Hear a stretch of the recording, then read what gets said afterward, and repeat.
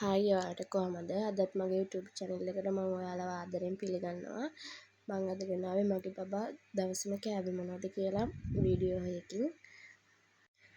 එදා බබා වෙනදටත් වඩා වෙලසන කිට්ටා. මං හිතන්නේ උදේ 6ට විතර තමයි නැගිට්ටේ. එහෙනම් බලමුද අද වීඩියෝ එක. මම බබාගේ උදේ කෑම එක දුන්නේ උදේ 8ට විතර වගේ. මම බබාට දුන්නේ සමපෝෂ. මගේ බබා පොල් දාලා කන්න කැමති කෙනෙක් නෙමෙයි. ඒ නිසා ඒ සමපෝෂයකට මම උණු වතුර ටිකක් දාලා තමයි එයාට ওই විදිහට තලපයක් වගේ දෙන්නේ. එයා එහෙම දුන්නොත් විතරයි චුට්ටක් හරි කන්නේ, නැත්නම් එහෙම කන්නේත් නැහැ.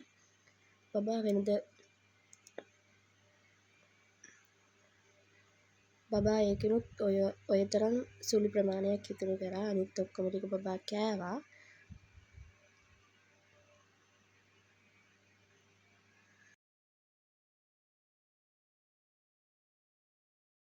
මම බබාගේ උදෑසන කෙටි වේල දුන්නේ උදේ 10ට විතර වගේ.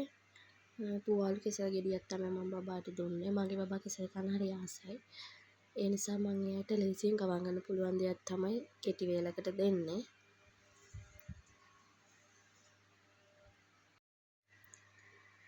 කෙසෙල් ගෙඩියක් කාලා විනාඩි 20ක් විතර යනකොට බබා නිදාගත්තා. බබා නැගිට්ටේ 1ට විතර වගේ. මම බබාට එකමාරට ලන්ච් එක දුන්නා. අද දුන්නේ බිත්තරයි අලගෙඩි පොඩි ප්‍රමාණයේ අලගෙඩි දෙකක් තම්බලා තමයි මම දුන්නේ.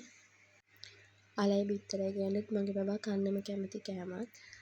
මේ වගේ කෑමක් හැදුව දවසට කිසිම කරදරයක් නැතුව මට බබාට කවා ගන්න පුළුවන්.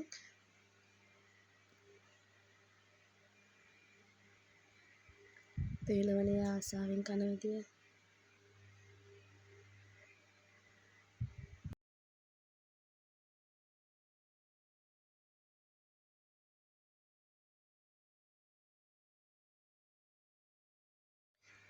නංගිට කවනකම් අයියත් ළඟට වෙලා ඉන්න විදිය පේනවනේ. ඔන්න ඒ වගේ චූටි ප්‍රමාණයක් ඉතුරු වුණා. බිත්තරේ නම් බබා සම්පූර්ණයෙන්ම කෑවා.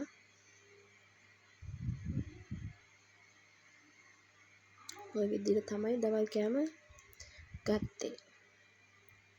මම බබාට හවස කෙටි වේල 3:40ට වගේ තමයි දුන්නේ. මේ කොරක්කන් තලපයක්.